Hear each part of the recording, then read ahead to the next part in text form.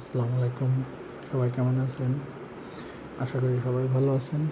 প্রতিদিনের মতো সন্ধ্যার সময় ভাই বন্ধু মিলে একসাথে ঘুরতে বেরোলাম এবং কিছু খাওয়া দাওয়া করবো সেই উদ্দেশ্যে এই যে একটা দোকানে আসলাম, সেটা হচ্ছে হোটেল।